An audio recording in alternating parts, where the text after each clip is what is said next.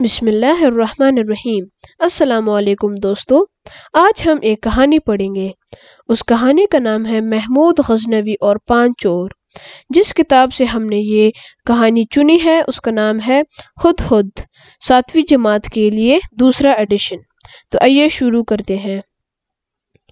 ایک مرتبہ محمود غزنوی حسب عادت رعایا کا حال معلوم کرنے بیس بدل کر محل سے نکلا۔ رات تاریک تھی۔ پھرتے پھراتے وہ ایسے مقام پر آ پہنچے جہاں چند آدمی بیٹھے سرگوشیاں کر رہے تھے۔ سلطان کو ان کی باتیں سن کر اندازہ ہوا کہ یہ لوگ چور ہیں اور کسی جگہ چوری کا منصوبہ بنا رہے ہیں۔ سلطان ان کے قریب گیا اور ان پر ظاہر کیا کہ وہ بھی چور ہے۔ سلام دعا کے بعد ان سے دریافت کیا، تم لوگ یہاں کیا کر رہے ہو؟ انہوں نے جواب دیا، بھائی ہم چور ہیں اور آج رات قسمت آزمانے نکلے ہیں۔ یہ بتا تو کون ہے؟ سلطان بولا، میں بھی تم ہی میں سے ہوں۔ یہ سن کر وہ بہت خوش ہوئے۔ ان میں سے ایک بولا، یارو اب اپنے اپنے کمال کا کچھ حال بیان کرو تاکہ معلوم ہو کہ کون کس وصف میں کمال رکھتا ہے۔ پہلا بولا، میرے کانوں کا کمال یہ ہے کہ رات کو بھونکتے ہوئے کتے کی آواز سے سمجھ جاتا ہوں کہ وہ کیا کہہ رہے ہیں۔ دوسرا بولا، مجھ میں یہ وصف ہے کہ رات خواہ کیسی ہی تاریک کیوں نہ ہو، اندھیرے میں جسے ایک بار دیکھ لوں اسے دن کی روشنی میں فوراً پہچان لیتا ہوں۔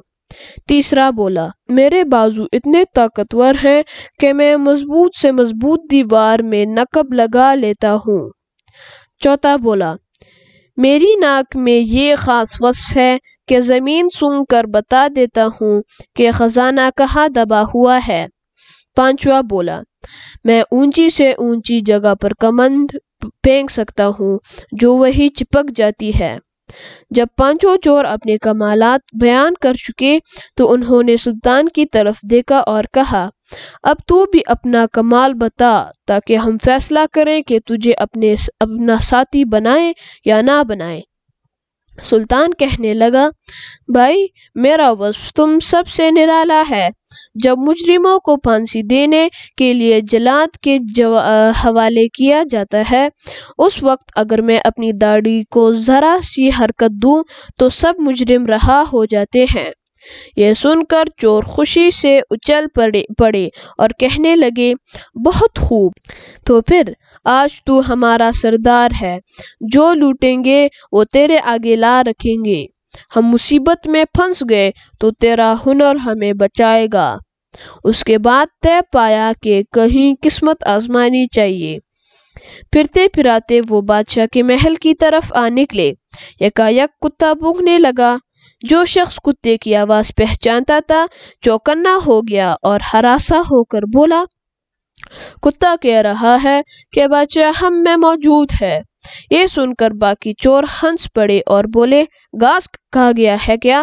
بادشاہ کا یہاں کیا کام؟ وہ تو اپنے محل میں آرام کر رہا ہوگا۔ پہلا چور اصرار کرتا رہا کہ کتا یہی کہہ رہا ہے لیکن کسی نے اس کی بات پر کان نہ دھرا۔ اتنے میں دوسرے چور نے زمین پر ناک لگائی اور کہا، دوستو خزانہ قریب ہی ہے۔ کمند پھینکنے والے نے کمند پھینکی اور یہ سب کے سب کمند کے رسے کے ذریعے محل میں جا پہنچے۔ نقب زن نے نقب لگائی اور وہ سب اس جگہ پہنچ گئے جہاں خزانہ رکھا ہوا تھا۔ انہوں نے جلدی جلدی قیمتی ہیرے جواہرات اور نوادرات سمیٹے اور جس راستے سے آئے تھے وہیں سے باہر نکل گئے۔ تمام لوٹا ہوا خزانہ انہوں نے ایک محفوظ جگہ چھپا دیا تاکہ دن کی روشنی میں تقسیم کرے۔ سلطان نے اس مقام کو اچھی طرح سے ذہن نشین کر لیا اور ان سے جدا ہو کر چھپتا چھپاتا محل کو لوٹ آیا۔ دوسرے دن دربار لگتے ہی بادشاہ نے حکم دیا کہ فلاں جگہ سے فلاں نام کے 5 اشخاص گرفتار کر کے دربار میں پیش کیے جائے۔ سپاہی دوڑے اور پانچوں چوروں تمام لوٹے ہوئے خزانے سمیت پکڑ کر دربار میں حاضر کر دیا۔ چوروں کے ہاتھوں میں ہتھکڑیاں اور پاؤں میں بیڑیاں پڑی تھی۔ انہیں اپنی موت کا کامل یقین ہو چکا تھا اور وہ خوف سے تھر تھر کانپ رہے تھے۔ جب انہیں تخت شاہی کے سامنے کھڑا کیا گیا تو ان میں سے وہ چور جو رات کی تاریکی میں کسی کو دیکھ کر دن کی روشنی میں پہچان جاتا تھا، بول اٹھا، اے رات کی تاریکی میں بیس بدل کر گشت کرنے والے، ہم میں سے ہر شخص نے اپنا کمال دکھا دیا ہے۔